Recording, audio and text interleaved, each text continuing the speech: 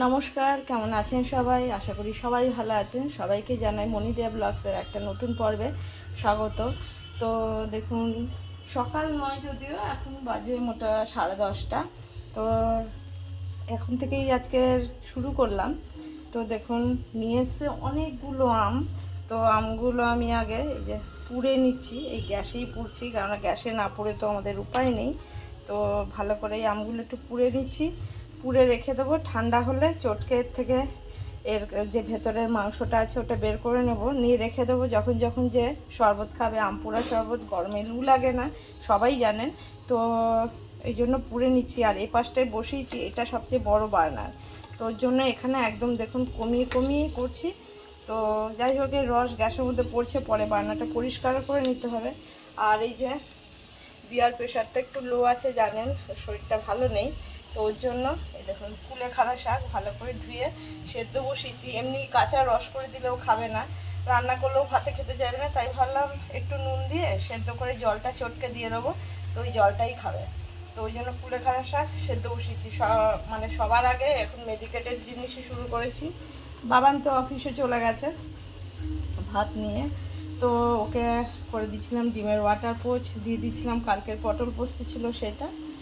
তো সারাদিন সাথে থাকুন, দেখুন কি করি কি না করি সবই শেয়ার করব। এরপরে কি রান্না বান্না করব। তো আপনাদের এখানে আম কত কি দাম? আমাদের এখানে তো আমের 100-120 টাকা কেজি। দেখুন, সেদিনকে যে আমগুলো নিয়ে এসেছিলো সেই আমগুলো রয়েছে। কালকে যে আমডাল করেছিলাম ওই আমগুলো 4টে নিয়ে এসেছিলো, তো ওগুলোতে একটু ছোট সাইজ। তো এই আম 3টে সেদ্ধ বসিয়েছি, এখানে আরও 4টে আছে। একসঙ্গে সেদ্ধ তো বসানো যাবে না, তো ওই 3টেই করি, আবার একদিন করব। নিয়ে এসে দেখুন কি সুন্দর কুমড়োটা দেখতে, দেখুন একদম চারিদিকটাই খুব সুন্দর দেখতে যে। তো এই কুমড়োটা নিয়ে এসছে, আর নিয়ে এসছে পাট শাক, কচুরলতি, ভেন্ডি। তো সবই দেখা যাক কি করি। আর কালকে তো দেখিয়েছিলাম এই যে চিংড়ি মাছটা, কালকে এই যে রয়েছে, ফ্রিজ থেকে বার করে ভিজিয়ে রেখেছি, বড় বড়ই চিংড়ি মাছ। তো দেখা যাক কী দিয়ে কী করি। তো সারাদিন সাথে থাকুন, দেখা যাক পরপর কী করি। যদি ভালো লাগে একটা লাইক করবেন, সাবস্ক্রাইব করে দিয়ে পাশে থাকবেন। তো গরমের মধ্যে ভিডিও করতেও ভালো লাগছে না, কিন্তু তাহলেও এটা একটা নেশার মতন হয়ে গেছে, তো তার জন্য করে নিচ্ছি। তো থাকুন সাথে। দেখুন, একটা করে সাইড উল্টে দিয়েছি, সুন্দর করে পুড়ে যাচ্ছে। আর কমিয়ে রেখেছি, কিন্তু দেখুন কি অবস্থা হয়েছে। এই যে সাইডে এগুলো আবার ভালো করে মুছতে হবে। এটার উপরেও ওই যে সেদ্ধ হয়ে রামের ইয়েটা পড়ছে, মাংসটা, আর এই সাইডগুলো। তো কি আর করা যাবে, সে হলেও কিছু করার নেই। তো আরেকটু আবার হবে বলে ঘুরিয়ে বসিয়ে দিয়েছে। এই যে বন্ধুরা, আম পোড়াটা নামিয়ে নিয়েছি, একদম তুলতুলে নরম হয়ে গেছে। আর দেখুন আমার এই বার্নারগুলো ভিজিয়ে রেখেছি, সব কি অবস্থা হয়ে গেছে। ভেজা কাপড় দিয়ে এখানে রেখে দিয়েছি, নাহলে একদম শুকিয়ে জমে গেছে বলে। তো আর কেটে নিচ্ছি, যে উচ্ছে আলু দিয়ে ভাজা করব। ভেন্ডি কেটে নিয়েছি, এই ভেন্ডিটাকে একটুখানি এই কালকে পটল পোস্তটা বাটা আছে ওইটা দিয়ে একটু টমেটো পিউরি করে আর চিংড়ি মাছটা দিয়ে ভেন্ডিটা করব। আর দেখা যাক পাট শাক করবো না কচুরলতি করবো, বুঝে পাচ্ছি না। তো দেখি চিন্তা ভাবনা করে, এই যে এটাও কমিয়ে রেখেছি যাতে আস্তে আস্তে এটা সেদ্ধ হয়, তার জন্য। তো যাই দেখি আর কি কাটবো, যদি সেগুলোকে কেটে রেডি করে নিই, তারপর রান্নাটা বসাবো পরপর।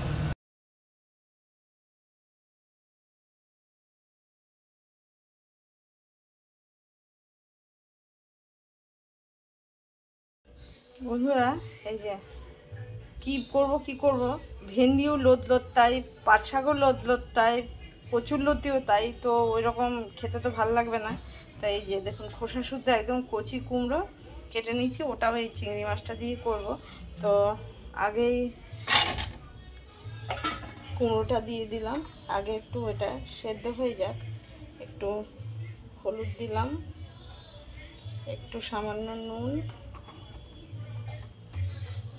একটু লঙ্কার গুঁড়ো, ব্যাস। এটা দিয়ে একটু জল দিয়ে দেবো এবার। বন্ধুরা, এই যে টিফিনে ছাতু লেবুর রস করে নিয়েছি, গুঁড়ো চিনি এই দিয়ে হচ্ছে, আর নুন এই দিয়ে ছাতুর শরবত করে বাবানো যাওয়ার সময় খেয়ে গেছে, চা খাইনি। আর এই যে এই লেবুর জলটাকে আলাদা চিপে নিয়েছি, এবার জলটা দিয়ে দিলাম।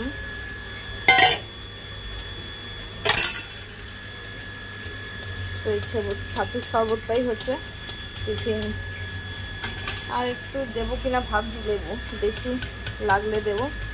তো এটা খেলেও দারুণ পেট ঠান্ডা থাকে, সবই পেট ঠান্ডার জিনিস। আম পোড়া, লেবু শরবত, লস্যি, ছাতুর শরবত সবই। তো যাই এবার দিয়ে দিই রিয়াকে, আমার কর্তাকে, আমিও খাবো। কুমড়োটাই যে সেদ্ধ করে নামিয়ে নিয়েছি, দেখুন কি সুন্দর কুমড়োটা রং, এখনও ছালটা সবুজ হয়েছে। তেলে দিয়ে দিলাম শুকনো লঙ্কা, দিয়ে দিলাম রাঁধুনি ফোড়নে, আর দিয়ে দেবো হচ্ছে চিংড়ি মাছ কয়েকটা।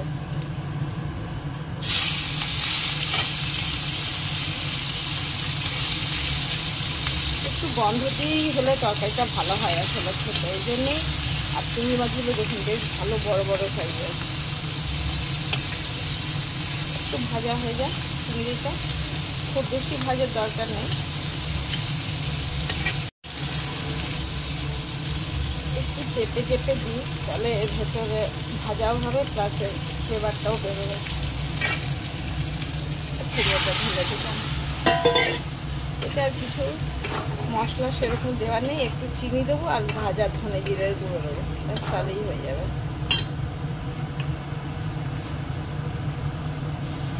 একটুখানি চিনি দিয়ে দিলাম, একটু ভাজা ধনে জিরের গুঁড়ো দেবো, একটু ফুটে যাক, এটা নামানোর সময় দেবো।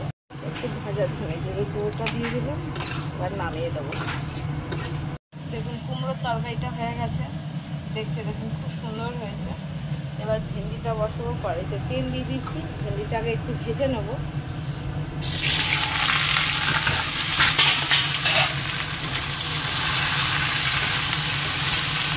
ভেন্ডিটা একটু নাড়িয়ে চাড়িয়ে নিচ্ছি, এবার দিয়ে দেবো এর মধ্যে নুন, তাহলে নরমও হয়ে যাবে। অল্প নুন দেবো, পরে লাগলে দেবো। আর একটু হলুদ গুঁড়ো দিয়ে দেবো,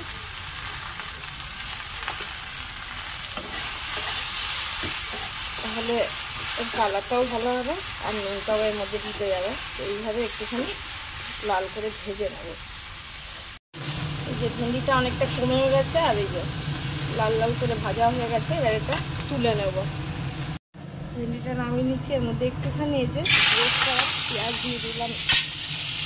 এই ভাইটা দিয়ে দাও, ভাত বসাবো।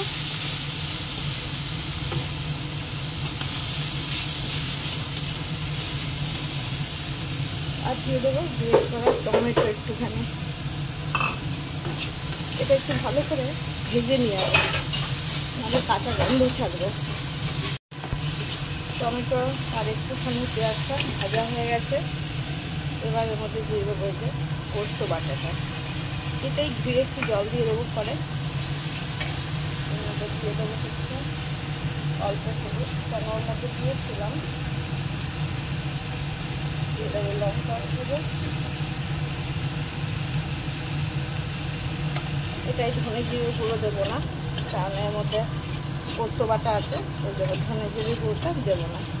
আর যেটা দেবো চিংড়ি মাছটা দিয়ে দেবো।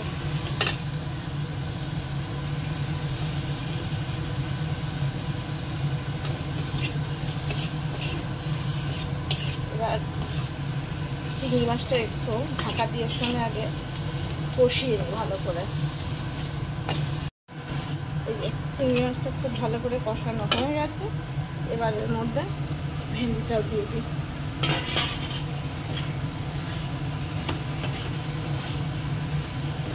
এর সঙ্গে একটু ভালো করে মিশিয়ে নেব।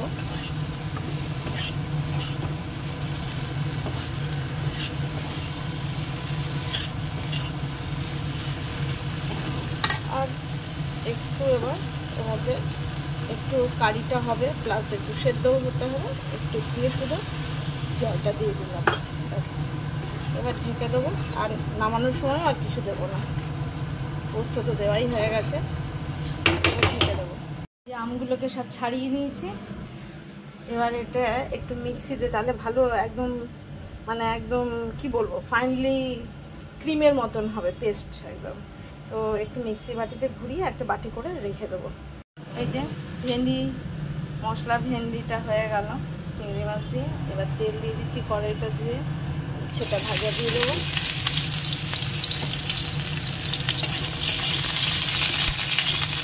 এদিকে ভাতে ফুটে উঠেছে, এদিকে যেটা শুরু করেছে ওটা এখনো যদিও হয়নি, এটাকেও পেস্ট করে এই বাটিটার মধ্যে করে রেখে দেবো। এটা একটু ভাজা হয়ে যায়, তারপর নুন হলুদ দেবো। এবারের মধ্যে দিয়ে দেবো অল্প নুন, এতে আর কতই বা নুন লাগবে, একটুখানি আর একটুখানি হলুদ দেবো। আর দিয়ে দেবো আলুটা। এই আমার উচ্ছেটাও ভাজা হয়ে গেছে, গ্যাসটা বন্ধ করে দিলাম, নামিয়ে নেবো।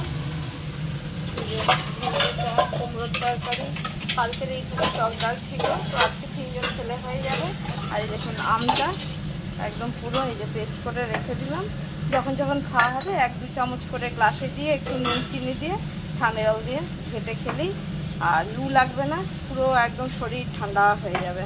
তো অনেকেই ভাবেন যে গ্যাসে করে পুড়বো, তো আমি আজকে দেখালাম এইভাবেই পুড়ে নেবেন।